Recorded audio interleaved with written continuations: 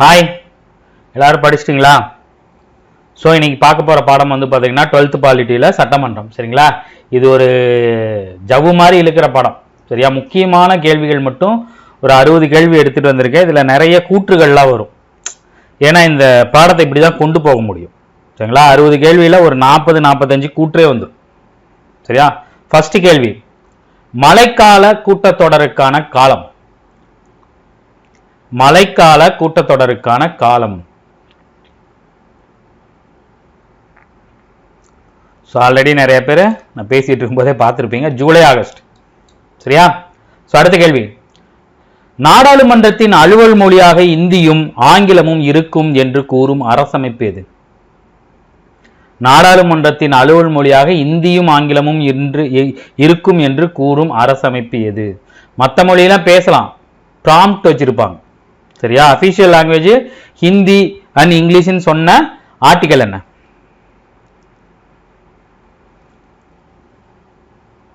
Very good, article 120. சரியா? Article 124 வந்து பாத்தீங்கன்னா நீதிமன்றத்தை பத்தி பேசும். சரியா? 125 உச்ச நீதிமன்ற நீதிபதிகளின் சம்பளம், அப்புறம் வந்து அலவன்சஸ், அதை பத்தி பேசக்கூடியது. சரியா? 125. ஆர்டிகல் 333 வந்து பாத்தீங்கன்னா சட்டப்பேரவைக்கு வந்து பாத்தீங்கன்னா ஆளுநர் ஒரு ஆங்கிலோ இந்தியனை தேர்ந்தெடுப்பார். அதற்கான ஆர்டிகல் 333. சரியா? ஜஸ்ட் மைண்ட்ல வச்சுக்கங்க. முன்வரைவின் உட்கூறுகள் ஒவ்வொன்றும் விவாதத்துக்கு உட்படுத்துவது எந்த நிலை? அதாவது 3 முக்கியமான நிலை இருக்கும். சரியா? அதுல அதை வந்து ஃபைனலைஸ் ஆகும்போது அதோட உட்கூறுகள் எல்லாத்தையும் விவாதத்துக்கு எடுத்து உட்படுத்துவது எந்த நிலை? ஒரு மசோதா வருது அப்படின்னா அந்த முன்வரைவு, இந்த மசோதா நிறைவேற்றதுக்கு முன்னாடி முன்வரைவா இருக்கும் இல்லையா, அது எந்த? வெரி குட், 3வது வாசிப்பு, தேர்ட் ரீடிங். சரியா? மத்திய மற்றும் மாநிலங்களின் சட்ட ரீதியான அதிகாரங்களும் செயல்பாடுகளும் எந்த அட்டவணையில் வரையறுக்கப்பட்டுள்ளன? மத்திய மாநிலங்களின் அதிகாரம் மற்றும் செயல்பாடு, சட்டமன்ற உறவுகள், நிதி உறவுகள், நீதி உறவுகள், நிதி சார்ந்த உறவுகள்னு வரும். சரியா? எத்தனாவது அட்டவணை? வெரி குட், 7வது அட்டவணை. எத்தனாவது அட்டவணை? 7வது அட்டவணை. அரசமைப்பு திருத்த சட்டத்தில் மாற்றம் கொண்டு வருவதை பற்றி குறிப்பிடும் அரசமைப்பு உறுப்பு எது? எதை வச்சு ஒரு அமெண்ட்மெண்ட்டை பாஸ் பண்ணுவாங்க? எந்த ஆர்டிகல்? ரீசெண்டா நடந்த ஒரு தேர்வில் கேட்டிருக்காங்க. Very good, article 368. மறந்துடாதீங்க. சரியா? ஆர்டிகல் 368. ஆர்டிகல் 360 உங்களுக்கு தெரியும், நிதி சார்ந்த அவசர நிலை. சரியா? 372 328 தான் நம்மளுக்கு புதுசா இருக்கு. சரியா? ஆர்டிகல் 328 வந்து பாத்தீங்கன்னா ஒரு சட்டமன்ற தேர்தல் வருதுன்னா அந்த சட்டமன்றத்தோட அதிகாரங்கள், சரியா, அந்த தேர்தலை நடத்துவதற்கான எல்லா அதிகாரமும் அந்த மாநில அரசுக்கு உண்டு அப்படிங்கறத சொல்லக்கூடிய ஒரு ஆர்டிகல். சரியா? ஆர்டிகல் 372 வந்து பாத்தீங்கன்னா ஒரு பிரச்சனைக்குரிய ஒரு சட்டமைப்புனா ஏற்கனவே நடைமுறையில் இருக்கிற சட்டங்கள் மறுபடியும் அமலுக்கு வரும் அப்படின்னு சொல்லக்கூடியது. தகுதி வாய்ந்த சட்டமன்றம் அல்லது பிற அதிகாரங்கள் சட்டங்களில் மாற்றம் இருந்தால் அதை ரத்து செய்யும் அதிகாரம். சரிங்களா? மைனர்களை விபச்சாரத்திற்கு விற்றல், பணியமர்த்து, இதுக்கான தண்டனைகளை வழங்குவதும் வந்து பாத்தீங்கன்னா ஆர்டிகல் 372 தான். சரியா? நிறைய சொல்லும். சரியா? நிலைக்குழுக்கள் அவற்றின் பணித்தன்மைக்கேற்ப எத்தனை வகைகளாக பிரிக்கப்பட்டுள்ளது? நிலைக்குழுக்கள் ரொம்ப முக்கியம். இதுல நிறைய கொடுத்திருப்பாங்க. நிலைக்குழுக்கள் வந்து பாத்தீங்கன்னா அதோட பணியின் தன்மைக்கு ஏற்ற மாதிரி நிறைய வகைகள் இருக்கு. என்னென்ன வகைகள்?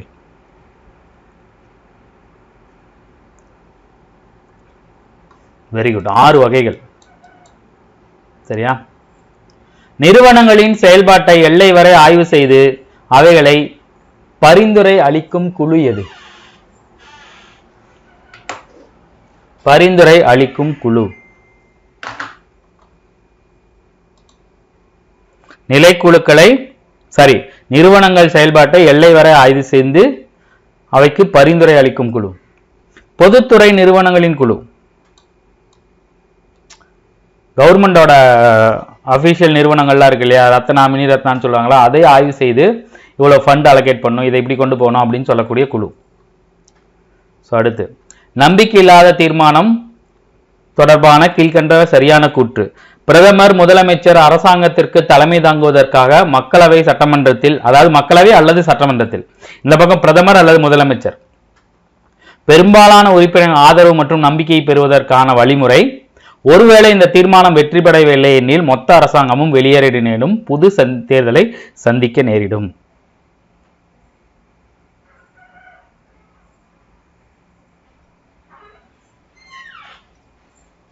Very good.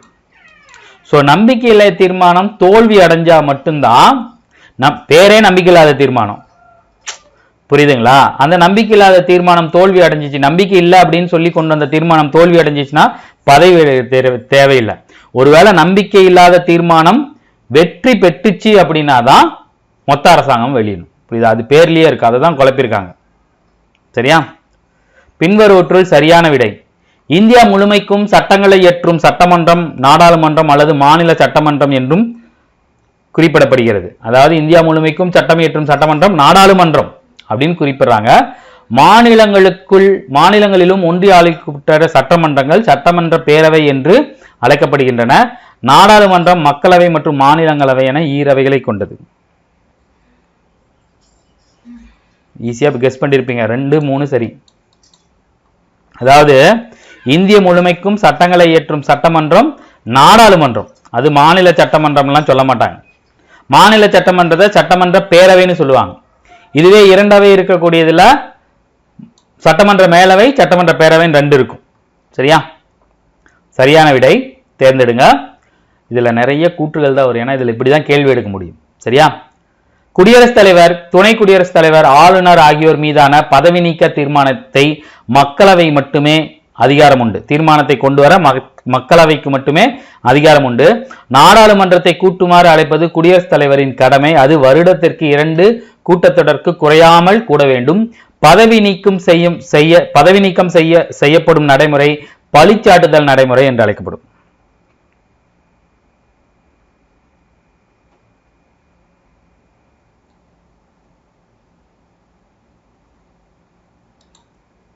Very good. 2, 3 தான் சரி. சரியா? இங்க பாருங்க, இதுல என்ன வேர்டு கொண்டு வந்திருக்காங்கன்னா ஆளுநர்னு கொண்டு வந்திருக்காங்க. ஆளுநர் பதவி நீக்க தீர்மானம்லாம் மக்களவையில் கொண்டு வர தேவையில்லை. ஆளுநரை பதவி நீக்கவும் செய்யவும் முடியாதுங்க. சரியா? குடியரசுத் தலைவராக பார்த்து தான் ஏதாவது பண்ண முடியும். சரியா?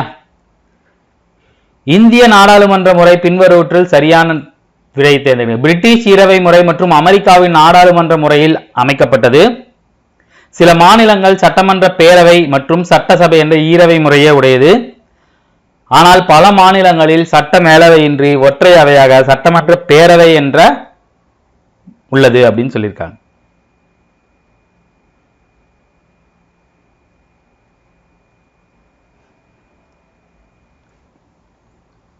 இதுவும் 2, 3 தான் சரி. சரியா? அதாவது நம்மளோட நாடாளுமன்ற முறை வந்து பார்த்தீங்கன்னா பிரிட்டிஷ் நாடாளுமன்ற முறையில் தான் இது பண்ணியிருக்கும். சரியா? அதை நல்லா பார்த்துங்க. கணக்கு தொடர்புடையதாக பற்றுரிமை உள்ளதா என்று சரிபார்ப்பது எந்த குழுவின் வேலை? கணக்கு தொடர்புடையதாக பற்றுரிமை உள்ளதா என்று சரிபார்ப்பது எந்த குழுவின் வேலை?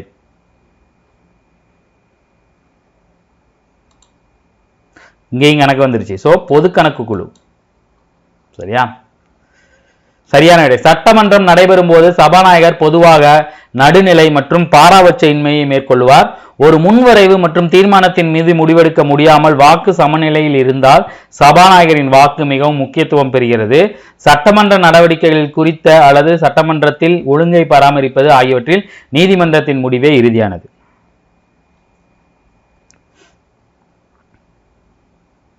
Very good.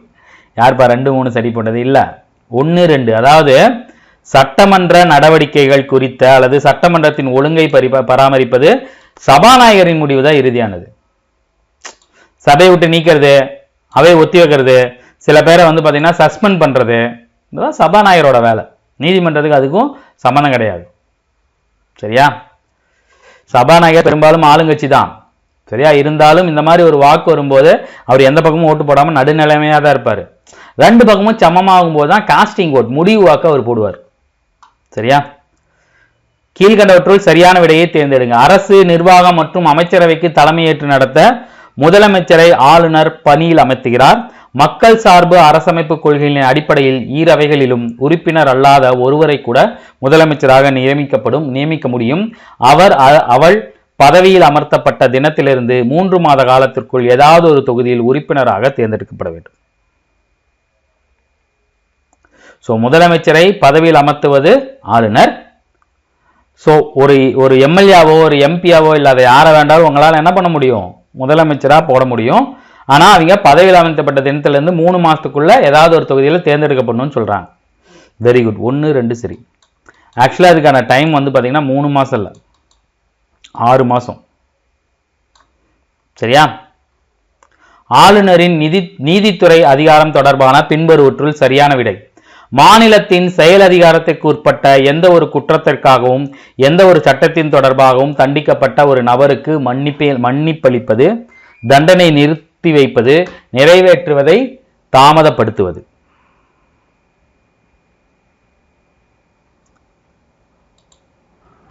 குடியரசுத் தலைவருக்கு எப்படி மன்னிக்கும் அதிகாரம் இருக்கோ அதே மாதிரி மாநிலத்தில் உள்ள குற்றவாளிகளை மன்னிக்கும் அதிகாரம் ஆளுநருக்கு இருக்கு. சரியா? அவர் என்ன பண்ணலாம்? தண்டனையை நிறுத்தி வைக்கலாம், பொது மன்னிப்பு வழங்கலாம், அது தண்டனையை குறைக்கலாம். சரியா? அல்லது நிறைவேற்றுவதை தாமதப்படுத்த. மூணுமே சரிதான். சரியா? கீழ்கண்டவற்றுள் சரியான கூற்று. ஒவ்வொரு வருடமும் நாடாளுமன்றத்தின் முதல் கூட்டத்தொடரின் தொடக்கத்தில் குடியரசுத் தலைவர் அவரது சிறப்பு உரையை நிகழ்த்துவார். அதில் எதிர்காலத்தில் அரசு எடுக்கப் போகிற புதிய கொள்கைகள், திட்டங்கள் மற்றும் புது முயற்சிகளுக்கான நாடாளுமன்ற நடவடிக்கைகள் ஆகியவை இருக்கும்.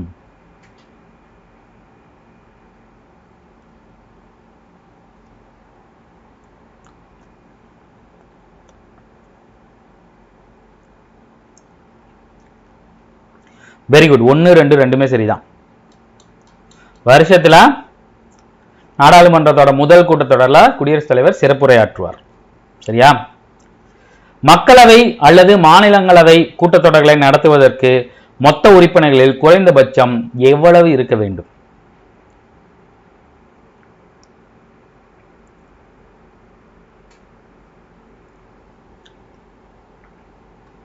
Very good. ஆப்ஷன் சி 10ல் 1 பங்கு.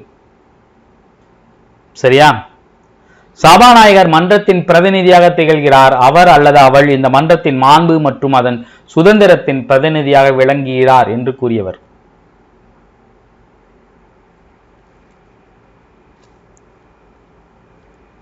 Very good. நேரு.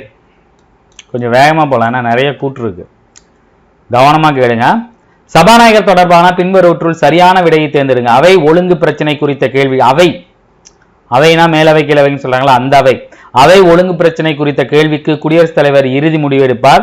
நிதி முன்வரைவு என்று சான்றளிக்கும் அதிகாரம் பெற்றவர். அரசமைப்பின்படி சபாநாயகர் சிறப்பு அந்தஸ்தை பெற்றுள்ளார். ஈஸியா போட்டலாம். 2, 3. ஏன்னா இங்க குடியரசுத் தலைவர்னு ஒரு வார்த்தை வந்துருச்சு. அவை ஒழுங்கு பிரச்சனைனா சபாநாயகர் தான் முடிவெடுப்பார். சரியா? பின்வருவற்றுள் தவறான கூற்று. மாநிலங்களவை என்று அழைக்கப்படுவது அனைத்து மாநிலங்கள் மற்றும் ஒன்றிய ஆளுகைக்குட்பட்ட 248 உறுப்பினர்களை கொண்டது. 2 நியமன உறுப்பினர்களை சேர்த்து மொத்தம் 250 உறுப்பினர்களை கொண்டது.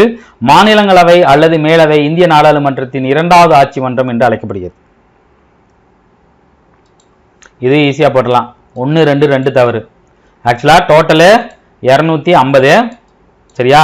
நியமன உறுப்பினர்கள் 12. சரியா? அடுத்த கேள்வி. கீழ்கண்டவற்றுள் சரியான கூற்று எது? மாநிலங்களவை உறுப்பினரின் பதவிக்காலம் 6 ஆண்டுகள். மாநிலங்களவை உறுப்பினர்கள் சம்பந்தப்பட்ட மாநிலங்களின் சட்டமன்ற உறுப்பினர்களாலும் மாற்றத்தக்க ஒற்றை வாக்கு மூலம் விகிதாச்சார பிரதிநிதித்துவத்தின்படி தேர்ந்தெடுக்கப்படுகிறார்கள்.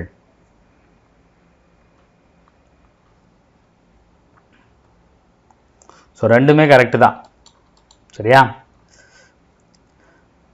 சரியான விடை தேர்ந்தெடுங்க. குடியரசு துணைத் தலைவர் மாநிலங்களவையின் அலுவல் வழி அவைத் தலைவராக இருப்பார். அவைத்தலைவர் மாநிலங்களவையின் நடவடிக்கைகளுக்கு தலைமை தாங்கி முறைப்படுத்துவார். முன்வரைவுகள் அனைத்தும் மாநிலங்களவையில் தீர்மானங்கள் நிறைவேற்றப்படுவதற்காக சமர்ப்பிக்கப்பட்டு நடைபெறும். ஸோ 1, 2 தான் சரி. முன்வரைவுகள் மாநிலங்களவையிலையும் கொண்டு வராங்க, மக்களவையிலையும் கொண்டு வராங்க. சரியா? எல்லாமே மாநிலங்களவையில் மட்டும்தான் கொண்டு வருவாங்கன்னு இல்லை. சரியா? பின்வருவற்றுள் மாநிலங்களவை உறுப்பினருக்கான தகுதிகள்: இந்திய நாட்டின் குடிமகனாக இருக்க வேண்டும், 30 வயதுக்குட்பட்டவராக இருக்க வேண்டும், மக்கள் பிரதிநிதித்துவ சட்டம் 1951 கீழ் மாநிலங்களுக்கு தேர்ந்தெடுக்கப்படும் விரும்பும் ஒரு நபர் அந்த மாநிலத்தின் நாடாளுமன்ற தொகுதியில் ஒரு வாக்காளராக இருக்க வேண்டும்.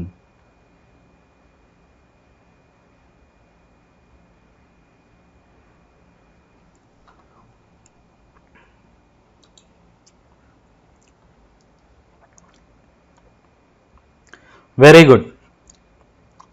ஆக்சுவலா இது நிறைய பேர் 3 சரின்னு போட்டிருக்கீங்க. இல்லை, ஆக்சுவலி 1, 3 தான் சரி. இது என்ன சொல்லியிருக்காங்கன்னா 30 வயதிற்கு மேற்பட்டவராக இருக்க வேண்டும். 30 வயசு கம்ப்ளீட் ஆயிருக்கணும். இதெல்லாம் கரெக்டாக பார்க்கணும். சரியா? 30 வயதுக்கு மேற்பட்டவராக இருக்க வேண்டும். இங்க கொடுத்துருப்பாங்க பாருங்க, 30 வயதிற்கு உட்பட்டவராக இருக்கக்கூடாதுன்னு கொடுத்துருக்காங்க. சரியா? 30 வயதுக்கு மேற்பட்டவராக இருக்க வேண்டும். சரியா?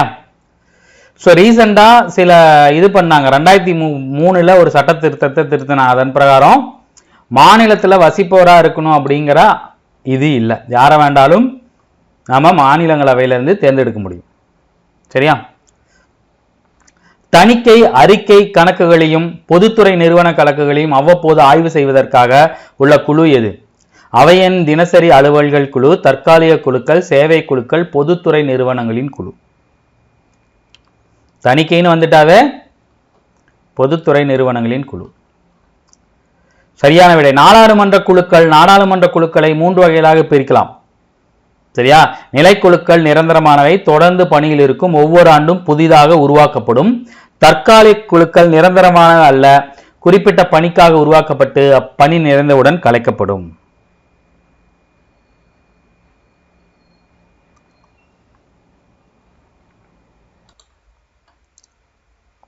ஸோ ஆக்சுவலாக இதுக்கு ஆன்சர் வந்து பார்த்தீங்கன்னா 1, 2, 3 தான். சரியா? நாடாளுமன்ற குழுக்களை 2 வகையாக தான் பிரிக்கலாம்.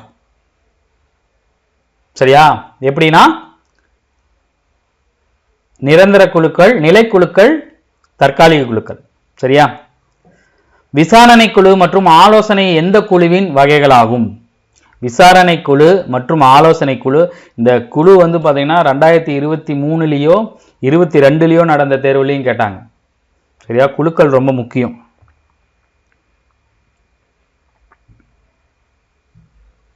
ஸோ விசாரணை குழு, ஆலோசனை குழு தற்காலிக குழுக்கள்ல ஒரு வகை.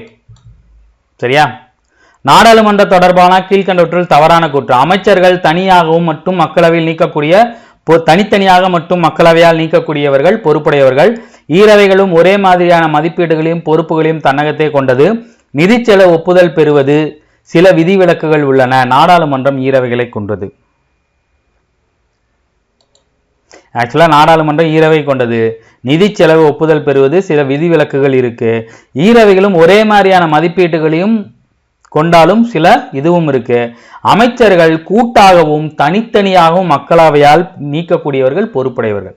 கூட்டாகவும் அப்படிங்கிற ஒரு வேர்டு வரணும். ஸோ தனித்தனியாக வந்தனால இதுதான் தவறான ஒன்று. சரியா? கீழ்கண்டவற்றுள் சரியான கூற்று: பொது முன்வரைவு ஒரு சாதாரண சட்ட முன்வரைவு ஒரு சட்டமாக இயற்றப்படுவதற்கு முன் பல்வேறு நிலைகளை கடந்து வர வேண்டும். சாதாரண முன்வரைவுகளை நிறைவேற்றுவதற்கான நடைமுறைகளை 3 வேறு பகுப்புகளாக அரசமைப்பு வகுத்துள்ளது.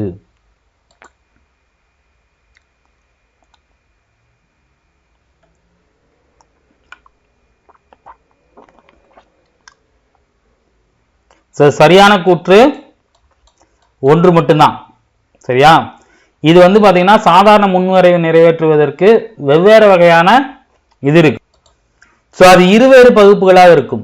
சரியா? குழு நிலை, அறிக்கை நிலைன்னு அதுலதான் வெவ்வேறு இருக்கும். சரியா? தனிநபர் முன்வரைவு தொடர்பான கீழ்கண்டவற்றுள் சரியான விடை: எந்த ஒரு நாடாளுமன்ற உறுப்பினரும் தனிநபர் முன்வரைவை அறிமுகப்படுத்தலாம். அவ்வாறு அறிமுகப்படுத்தப்பட்ட மக்களவை சபாநாயகருக்கோ அல்லது மாநிலங்களவை தலைவருக்கோ ஒரு மாதம் முன்பே தெரிவிக்க வேண்டும். பிறகு தனிநபர் முன்வரவை சமர்ப்பிக்கும் நாள் குறிப்பிக்கப்படும் அல்லது நாடாளுமன்ற அவையில் அது அறிமுகப்படுத்தப்படும். பொதுவாக வரைவு நிலையில் உள்ள முன்மொழியப்பட்ட வாசிப்பு நிலையில் உள்ள முன்வரைவின் மீது விவாதம் நிகழ்த்தப்படும்.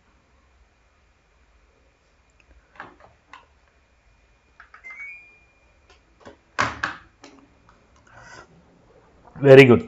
1, 2, 3 சரி.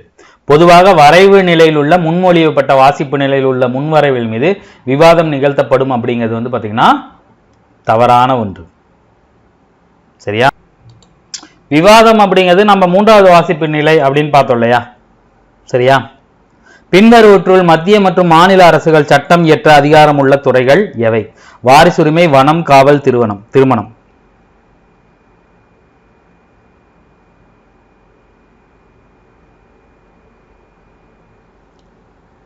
1, 2, 4. காவல் அப்படிங்கிறது மாநில அரசு கட்டுப்பாடு, அதுல மத்திய அரசு வராது. சரியா? நாடாளுமன்றத்தின் முறையாக ஒப்புதல் பெறுவதற்கான நிலை எது? முதல் வாசிப்பு, 3வது வாசிப்பு, குழு நிலை, அறிக்கை நிலை.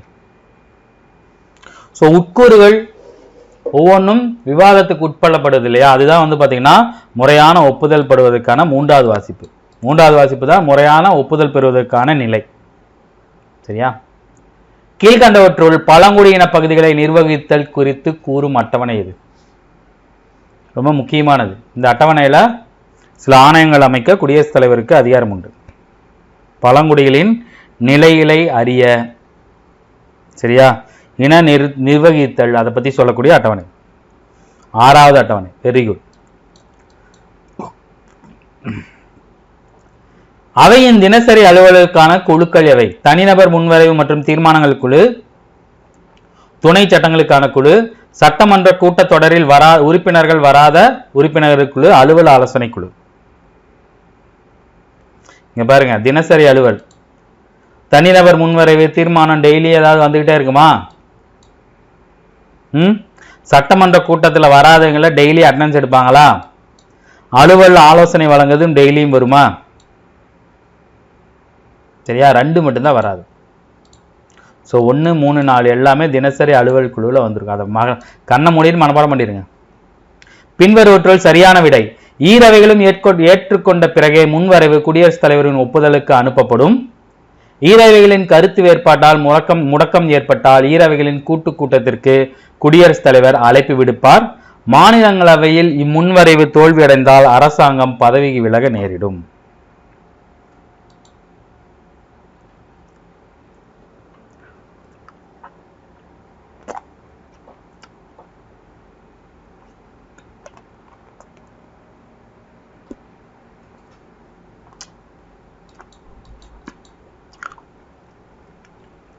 ரெண்டு அவையிலையுமே தோல்வி அடைஞ்சாதான் பதவி விலகணும். மாநிலங்களவையில தோல்வி அடைஞ்சா மக்களவையில ஓட்டு போடுவாங்க. மக்களவையோட இதுதான் ஜெயிக்கும். ஏன்னா அங்கதானே ஸ்ட்ரென்த் அதிகம். இங்க 250, அங்க 550. சரியா? சரியான கூற்று. இந்திய மேலவையானது, அதாவது மாநிலங்களவை, ஆங்கிலேய நாடாளு சட்டமன்ற அமைப்பில் உள்ள பிரபுக்களின் சபையை போல அதிகாரமற்று காணப்படுகிறது. மாநிலங்களவையானது நிதி விவகாரங்கள் மற்றும் அமைச்சர்கள் மீதான கட்டுப்பாட்டு தவிர மற்ற எல்லா தளங்களிலும் கிட்டத்தட்ட மக்களவைக்கு நிகரான அதிகாரத்தையே பெற்றுள்ளது. சோ 2 கூற்று ஒண்ணுக்கு ஒண்ணு முன்ன பின்ன இருக்கா? இது ரைட்டுனா இது தவறு, இது ரைட்டுனா இது தவறு. சோ 2 சரி. இந்திய மேலவைக்குன்னு சில அதிகாரங்கள் இருக்கு. சரியா? நிதி விவகாரங்களை தவிர எல்லாத்திலையுமே வந்து பாத்தீங்கன்னா அது மக்களவைக்கு சமமான அதிகாரத்தை பெற்றுள்ளது. பொதுவாக கூட்டங்களில் வாக்கெடுப்பில் மக்களவை நிலைப்பாடை வெற்றிவிடும். ஏனெனில் மாநிலங்களவையோட அதிக உறுப்பினர்களை கொண்டது மக்களவை. நான் மேல சொன்னதுதான். ஸோ ஒரு மசோதா மாநிலங்களவையில் கொண்டு வராங்க, எதிர்கட்சி கொண்டு வராங்கன்னா மக்களவைக்கு போச்சுன்னா மாநிலங்களவையும் ஒண்ணுக்கு ஒன்று எதிரானா மக்களவையோட ஓட்டு தான் ஜெயிக்கும். ஸோ கூற்றை விளக்குகிறது. இந்திய அரசமைப்பின் கோட்பாட்டின்படி அடிப்படை கட்டமைப்பு கோட்பாட்டை மாற்றாமல் மாறும் தனித்துவமான ஏற்பாட்டை இந்திய அரசியலமைப்பு கொண்டுள்ளது. அந்த வகையில் நடைமுறை இல்லாத சட்டங்களை திருத்துவது அல்லது மாற்றுவது சட்ட திருத்தம் ஆகும்.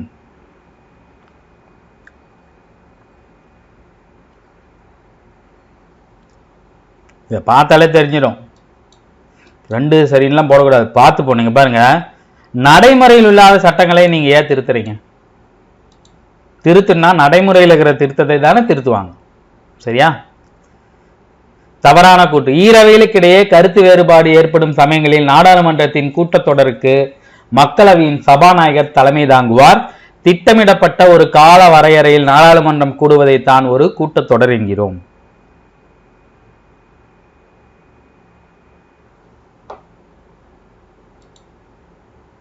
Very good. 2மே சரியான கூற்று தான். சரியா? 2மே இல்லைன்னு சொல்லியிருக்காங்க. தவறான கூற்று அப்படிங்கிறது எதுவுமே இல்லை, 2மே சரிதான். ஒரு கருத்து வேறுபாடு ஏற்படும் போது கூட்டத்தொடருக்கு பார்த்தீங்கன்னா அழைப்பு விடுப்பார் குடியரசுத் தலைவர், சபாநாயகர் தலைமை தாங்குவார். ஸோ இந்த கூட்டத்தொடர் மழைக்கால கூட்டத்தொடர், குளிர்கால கூட்டத்தொடர், பட்ஜெட் கூட்டத்தொடர்லாம் ஒவ்வொரு டைம்ல தான் நடக்கும் இல்லையா? ஸோ அதை தான் கூட்டத்தொடர்னு சொல்லுவாங்க. 2மே ரைட்டு தான்.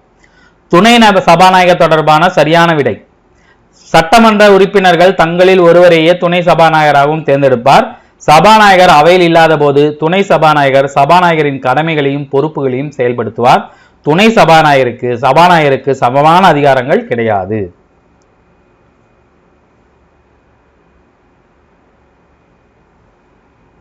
இந்த 3வது பாயிண்ட கொஞ்சம் தப்பா கொடுத்துருக்கு. ஆக்சுவலா 2மே கரெக்ட் தான். சபாநாயகர் இல்லாதப்ப துணை சபாநாயகர் தான் கூட்டத்தை நடத்துவார். சபாநாயகர் எப்படி தேர்ந்தெடுக்கிறாங்களோ அதே மாதிரி துணை சபாநாயகரும் ஏதாவது ஒரு எம்எல்ஏவை தேர்ந்தெடுப்பாங்க. ஆனா துணை சபாநாயகருக்கு சமமான அதிகாரங்கள் அவரு சபாநாயகராக இருக்கும்போது தான் இருக்கும். சரியா? மாநிலத்தில் அரசியல், அதாவது இந்த என்ன அர்த்தம் அப்படின்னா, இப்ப துணை சபாநாயகரா இருக்காரு இல்லையா, அப்ப அவருக்கு சபாநாயகருக்கு சமமான அதிகாரங்கள் இருக்கானா? இவர் இல்லாதப்ப இவர் சபாநாயகரா இருந்தா இவருக்கான அதிகாரங்கள் இவர்கிட்டையும் இருக்கும். அதை தான் இங்க குழப்பி கொடுத்திருக்காங்க. சரியா? மாநிலத்தில் அரசியல் சாசன சீர்குலைவு தொடர்பான கீழ்கண்டவற்றுள் சரியான விடை. குடியரசுத் தலைவருக்கு இருப்பதை போன்ற அவசரகால அதிகாரங்கள் ஆளுநருக்கு கிடையாது. அரசியல் சாசன சீர்குலைவு அல்லது மாநிலத்தில் ஏதாவது நெருக்கடி நேரும் போது குடியரசுத் தலைவரை பதவியேற்குமாறு ஆலோசனை வழங்க அறிக்கை அனுப்ப இயலும். 352 படி மாநில அரசு பணிகளை அவர்கள் மேற்கொள்ள முடியும். ஈஸியா கெஸ் பண்ணிருப்பீங்க. Very good. மாநிலம்னு வந்துட்டாவே 352 இல்ல 356. சரியா? மற்ற 2 சரி, 3 தான் தவறு. கீழ்கண்டவற்றில் சரியான விடை. ஆளுநருக்கு மாநில உயர்நீதிமன்றம் நீதிபதிகளை பணியமர்த்தும் அதிகாரம் உண்டு. இந்த விவகாரத்தில் குடியரசுத் தலைவர் ஆளுநரிடம் ஆலோசிக்க வேண்டிய உரிமையை கொண்டவர். உச்சநீதிமன்ற நீதிபதிகளை பணியில் அமர்த்தும் அதிகாரம் நீதித்துறை இந்திய குடியரசுத் தலைவர் அதிகாரத்தின் கீழ் வருகிறது.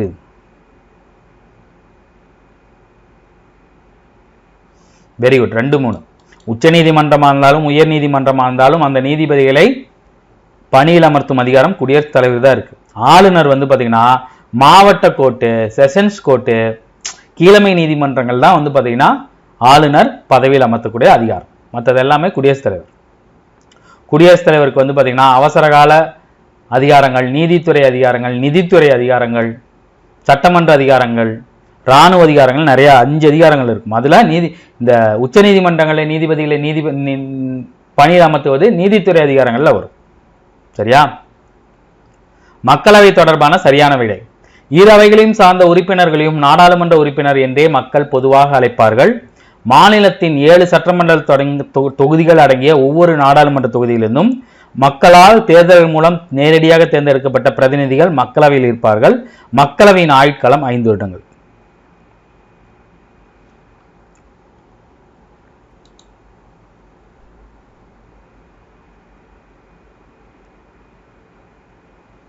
Very good. 2 சரி, 1, 3 தான் சரி. இங்க 7 கிடையாது, 6. சரியா? பார்த்துங்க. சபாநாயகர் சரியான விடை. மக்களவையின் எதிர்க்கட்சி தலைவருக்கு அங்கீகாரம் அளிப்பது குறித்து சபாநாயகரே முடிவு செய்வார். அரசமைப்பு 51வது திருத்த சட்டத்தின்படி ஒரு உறுப்பினரை கட்சித்தாவல் சட்டத்தின்படி அடிப்படையில் தகுதி இழப்பு செய்து ஒழுங்கு நடவடிக்கை எடுக்கும் அதிகாரம் சபாநாயகருக்கே உண்டு.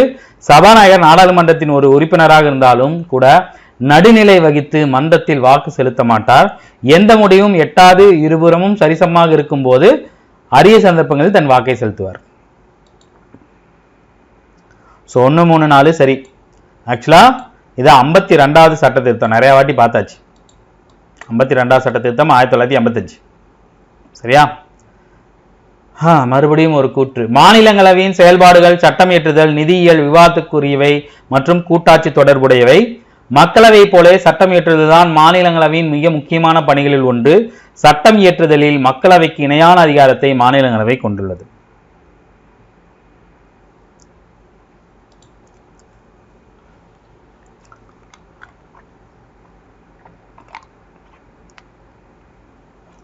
Very good. 1, 2, 3 சரிதான். பின்வருவற்றுள் தவறான விடை. மிக அதிக மக்கள் தொகையை கொண்ட மகாராஷ்டிரா மாநிலங்களவைக்கு 31 உறுப்பினர்களை தேர்வு செய்கிறது. மிக குறைந்த மக்கள் தொகை கொண்ட சிக்கிம் மாநிலம் மாநிலங்களவைக்கு 2 உறுப்பினர்களை தான் கொடுக்கிறது. மாநிலங்களவைக்கு தமிழ்நாடு 18 உறுப்பினர்களை தேர்ந்தெடுக்கிறது.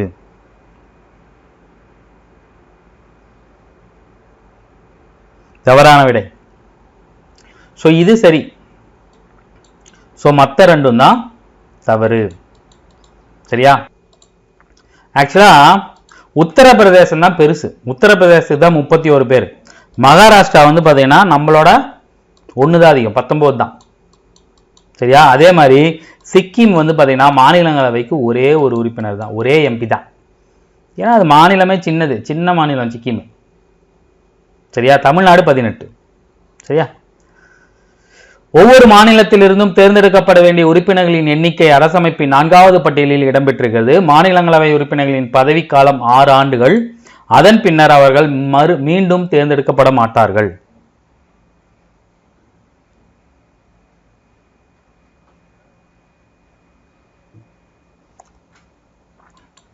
ஸோ மறுபடியும் தேர்ந்தெடுக்க வாய்ப்பு இருக்கு. சரியா? ஒன்றிய பட்டியலில் உள்ள விடயங்கள் குறித்த சட்டங்களை மக்களவை மட்டுமே நிறைவேற்றுகிறது. மக்களவை புதிய சட்டங்களை ஏற்றவும் நடைமுறையில் சட்டத்தை நீக்க அல்லது திருத்த முடியும். பணம் சார்ந்த முன்னுரிமைகள் மீது மக்களவைக்கு மட்டுமே முழுமையான அதிகாரம் உள்ளது.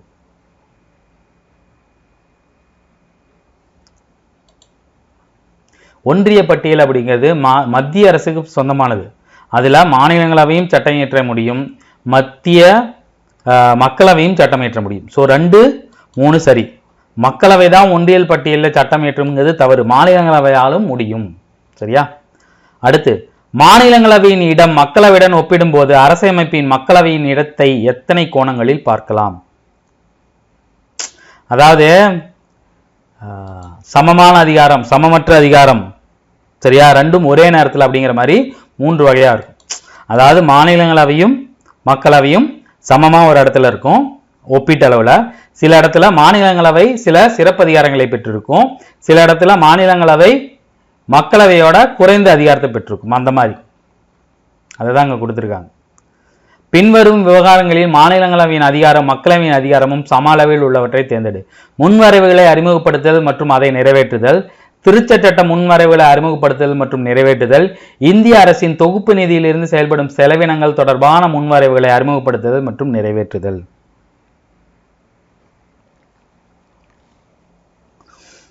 நிதி மசோதா மட்டும்தான் மக்களவை, தொகுப்பு நிதி 2 பேருக்குமே அதிகாரம் உண்டு. சரியா? 50வது கொஸ்டின். மாநிலங்களவையும் மக்களவையும் சமம் அதிகாரம் கொண்ட இடங்கள். இதுவும் வந்து பாத்தீங்கன்னா சம அளவு.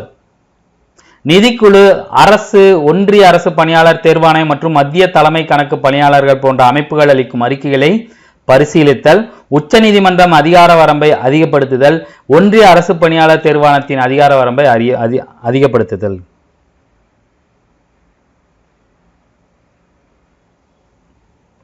ஸோ இதில் 3க்குமே அவங்களுக்கு அதிகாரம் உண்டு. 2 பேரும் சமமா இருப்பாங்க. சரியான கூற்று. ஒரு நிதி முன்வரைவு மணி பில், சரியா, 110 ஆர்டிகல் 110 கூறப்பட்டுள்ள விவரங்கள் தொடர்பாக இல்லாதிருப்பின் அதை இரு அவைகளிலும் அறிமுகப்படுத்தப்பட முடியும். அதை நிறைவேற்றுவதில் ஈரவைகளுக்குமே சமமான அதிகாரம் உள்ளது.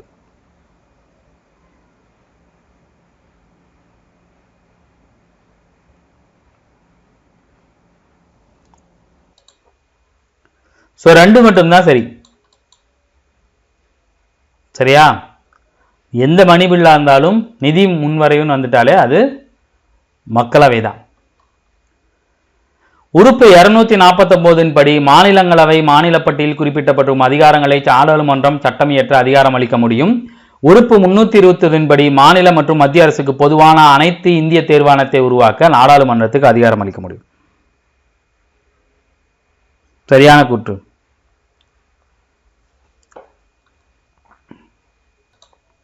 ஆக்சுவலா ரெண்டுமே சரிதான். சரியா? இந்த ரெண்டு ஆர்டிகளும் ரொம்ப முக்கியங்க. மாநில பட்டியல்ல ஒரு நிமிஷம் இருங்க. ரெண்டுமே சரிதான். சரியா? ஆக்சுவலா இது பாத்தீங்கன்னா இது எது சம்பந்தமான கூற்றுனா மாநிலங்களவைக்கு அதிகாரங்கள் சம்பந்தமான கூற்று. சரியா? இதுல 249ங்கிறது பாத்தீங்கன்னா மாநில பட்டியலில் சட்டம் இயற்றும் அதிகாரம் மாநிலங்களவைக்கு தான் இருக்கு. அதே மாதிரி 321ல அனைத்து இந்திய தேர்வாணையத்தை உருவாக்கக்கூடிய அதிகாரமும் மாநிலங்களவைக்கு தான் இருக்கு. ஸோ அப்படி பார்க்கும்போது இதுல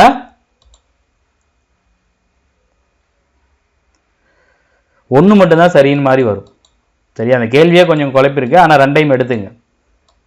சரியா? அதாவது மாநிலங்களவை பற்றி சரியான இது என்ன அப்படின்னு பார்த்தீங்கன்னா 320 படி மாநில மற்றும் மத்திய அரசுக்கு பொதுவான அகில இந்திய தேர்வாணையத்தை உருவாக்க நாடாளுமன்றத்துக்கு அதிகாரம் அளிக்க முடியும்னு சொல்றாங்களே, இங்க அகில இந்திய தேர்வாணையம் இல்லை.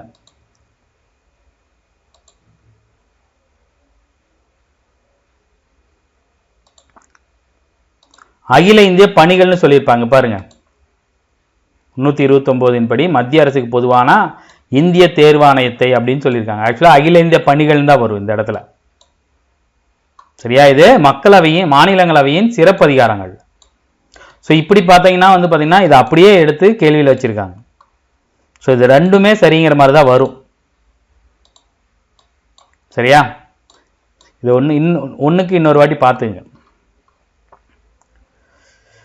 சட்ட முன்வரைவு நாடாளுமன்றத்தால் ஏற்றுக்கொள்ளப்பட்ட பிறகு குடியரசுத் தலைவர் ஒப்புதல் அளிக்கப்பட்ட பிறகு சட்டமாக இயற்றப்படும். அரசமைப்பு நடைமுறைகளின் அடிப்படையில் புதிய சட்டங்களை இயற்றுவதும் நடைமுறையில் உள்ள சட்டங்களை திருத்தம் கொண்டு வருவதும் நாடாளுமன்றத்தின் அடிப்படை நடவடிக்கைகள். இந்திய நாடாளுமன்றம் 3 வகையான முன்வரைவுகளை நிறைவேற்றுகிறது.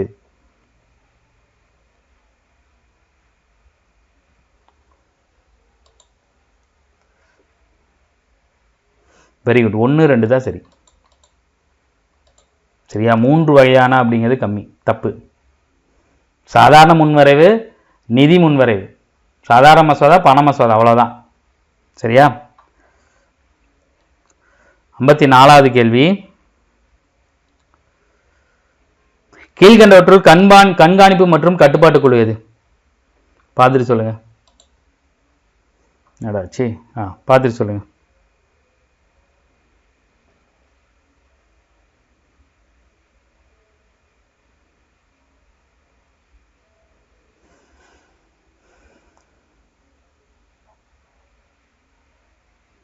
Very good. 1, 2, 3. 55வது கேள்வி. ஆளுநர் மத்திய அரசு மற்றும் மாநில அரசுகளிடையே பாலமாக செயல்படுகிறார். எந்த ஒரு முன்வரைவும் சட்டமாக இயற்றப்படுவதற்கு ஆளுநரின் ஒப்புதல் தேவையில்லை. மாநிலத்தின் நிகழ்வுகளை ஆளுநர் 6 மாதத்திற்கு ஒரு முறை குடியரசுத் தலைவருக்கு தெரிவிப்பார்.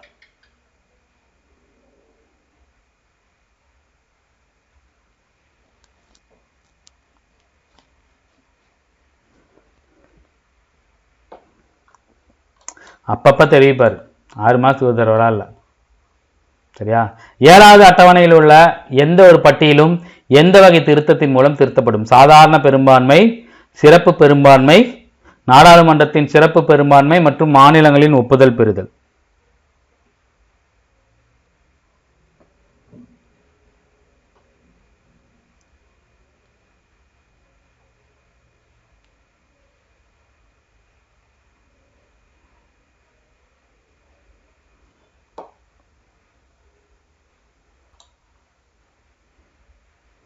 Very good.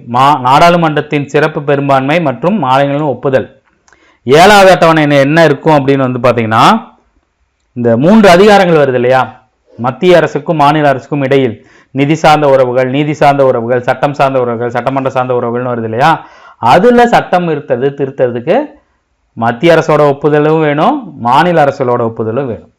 சரியா? நாடாளுமன்றத்தின் சிறப்பு பெரும்பான்மை மூலம் திருத்தப்பட்டவை எவை? பிரதமரை தேர்ந்தெடுத்தல் மற்றும் அதன் நடைமுறைகள், மத்திய மற்றும் மாநிலங்களின் நிர்வாக அதிகாரத்தின் விரிவாக்கம், உச்சநீதிமன்றம் மற்றும் உயர் நீதிமன்றங்கள்.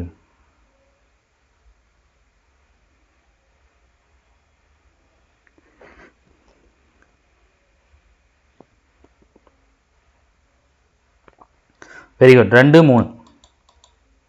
பிரதமரை தேர்ந்தெடுத்தலாம் பார்த்தீங்கன்னா சிறப்பு பெரும்பான்மை மூலம் வராது, எலெக்ஷன் தான். 58வது கேள்வி, பின்வருவற்றுள் நாடாளுமன்றத்தின் தனிப்பெரும்பான்மை மூலம் நிறைவேற்றப்படுபவை எவை? நாடாளுமன்றத்தின் நடைமுறை விதிகளை உருவாக்குதல், நாடாளுமன்றத்தின் ஆங்கில மொழி பயன்பாடு, உச்சநீதிமன்றத்தில் நீதிபதிகளின் எண்ணிக்கையை முடிவை செய்தல்.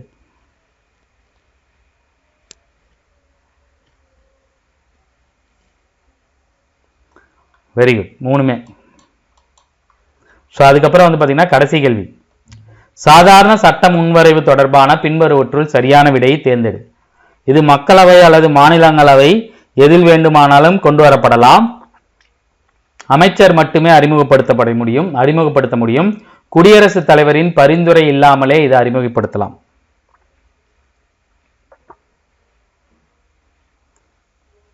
Very good. 2, 3. சாதாரண முன்வரைவை யார் வேண்டாலும் அறிமுகப்படுத்தலாம், அமைச்சர் தான் அறிமுகப்படுத்தணும்னு இல்லை. சரியா? இது வரைக்கும் பார்த்தீங்கன்னா 59 கேள்வி பார்த்துருக்கோம். இதில் எல்லாமே கூற்றா பார்த்துருக்கோம். ஏன்னா சட்டமன்றத்தில் அப்படி தான் எடுக்க முடியும். சரியா? 1க்கு 2 வாட்டி பொறுமையாக இந்த பாருங்கள். ஆஃப்லைன்லேயே அட்டன் பண்ணுங்கள், ஆன்லைன்லேயே அட்டன் பண்ணுங்கள். சரியா?